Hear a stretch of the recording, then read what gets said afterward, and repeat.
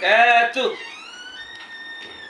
anak soleh yang bernama Rafka Fatir Mutakin. Nana. Iya, ini kan? Kita mulai bercerita ya anak soleh. Di sini anak soleh Rafka dikasih cerita sama ayah tentang anak soleh yang menepati janji. Anak soleh yang menepati janji ya, kucing. Nah, ini diantar dulu, nih. Akhir pekan ini Nuri. Nah, ini Raina. Ini Marwa.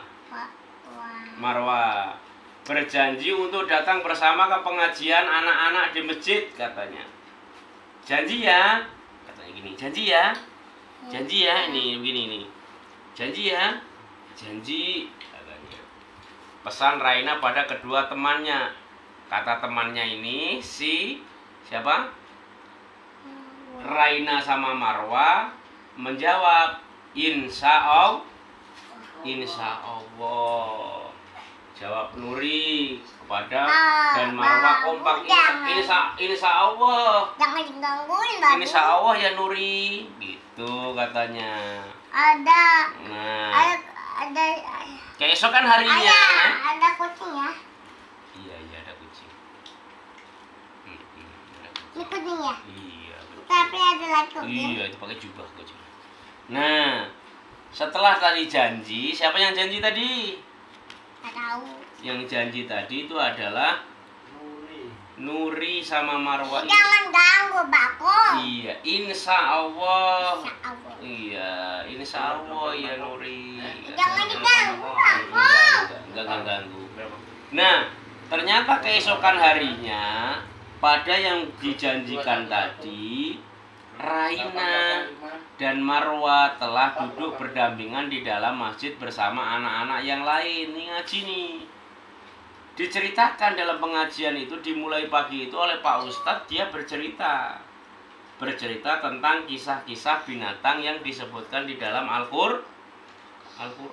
Binatang apa yang ada di dalam Al-Qur'an? Banyak. Ada sapi betina, ada gajah, ada semut, ada nyamuk, ada lebah. Pokoknya ada apa? Ya kan? Nah, mendengarkan dengan riang itu si Nuri itu, ya. Ternyata sampai pengajian terakhir si Nuri belum datang, belum hadir. Karena khawatir, ya, dua temannya ini Raina dan Marwa ini memutuskan mendatangi rumahnya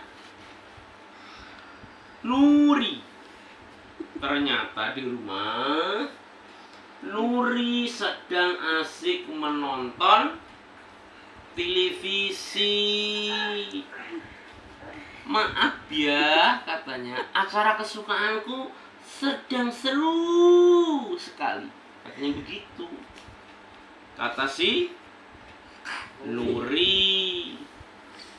Nah, aku jadi malas perginya, ujar Nuri dengan santainya. Nah, Nuri kan sudah janji. Itu deh. Nuri kan sudah janji. Kenapa tidak ditepati? Ujar Raina kesal. Si Rainanya kesel. Kamu kenapa udah janji kok nggak ditepati? Pekan lalu Nuri juga janji mau pergi ke toko buku bersama-sama, tapi Nuri malah lupa. Lanjut Marwa.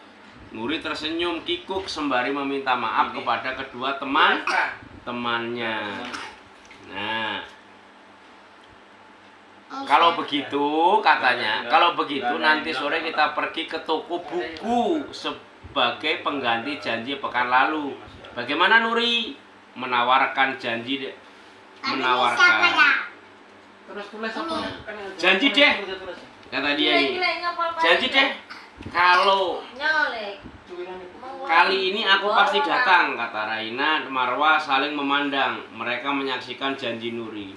Tapi kemudian keduanya mengangguk tanda setuju. Sore hari itu Nuri menunggu Raina dan Marwah di depan toko buku. Namun kedua sahabat itu tak kunjung datang hingga hari menjelang petang.